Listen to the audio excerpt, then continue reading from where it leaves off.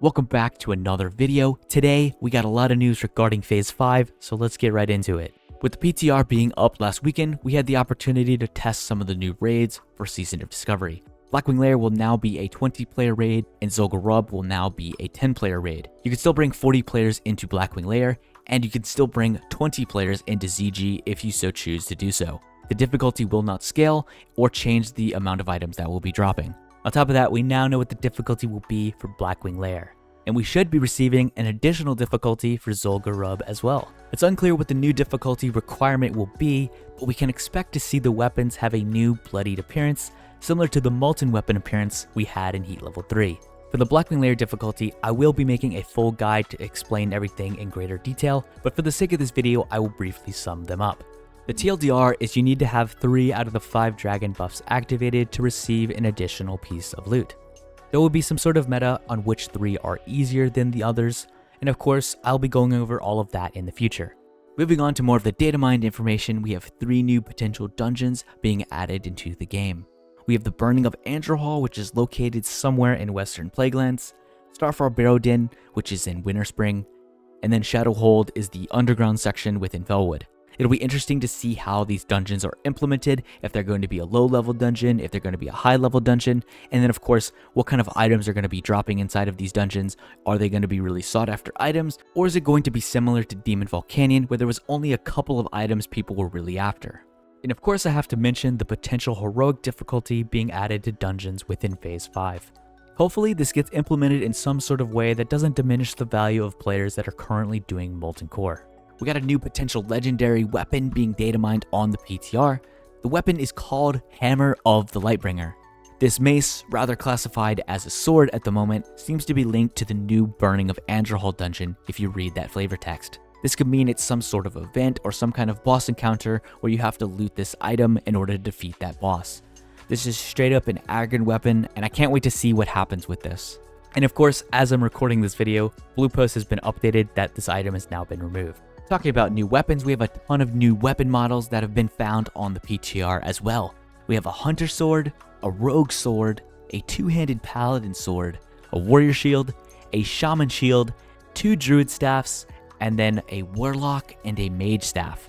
These all look really cool, and I hope that these make it into the game. Staying on the topic of new weapons, we have some that actually have stats on them, so they're more likely to make it into the game. First up, we have the Stormwrath, a caster DPS dagger that looks very similar to the bottom half of a Thunderfury.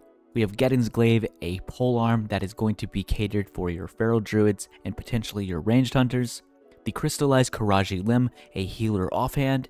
The Flash Rend, a one-handed axe, most likely for your Fury Warriors. The Skywall Solace, a healing mace with a ton of plus healing. And then finally, Wind Striker, a one-handed dagger with a 1.7 attack speed. It has a unique equipped, so you can only equip one of these. Did someone say Thunderfury? The Drape of the Windlord looks to be a new item data mined. It is a unique equipped item with 20 nature res and 1% chance to hit with spells and attacks. The Drape of the Windlord is a clear reference to the cloak Prince Thunderin wears during the Thunderfury encounter.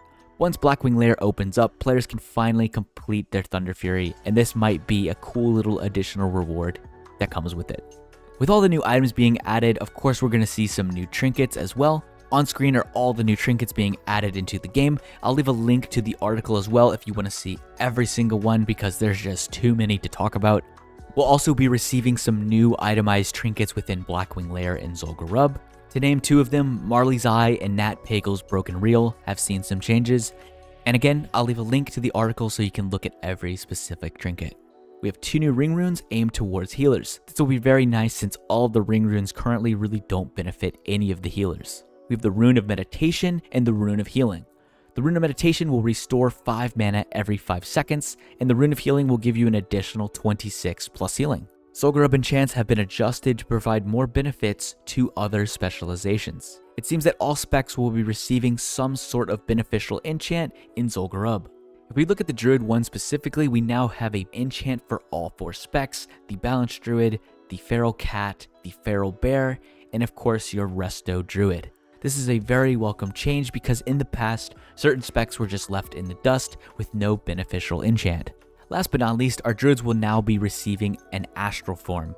Druids will be able to customize their Moomkin form and turn into an Astral version. On retail, this Astral customization changes the player into a blue translucent version of themselves, complete with starry particle effects. So basically, your druids are going to be running around looking like Algawan. This will be pretty funny to see. As always, if you enjoyed the video, be sure to like and subscribe. I'll be making more videos just like this. Comment down below what you want to see next. And as always, I will see you in the next one.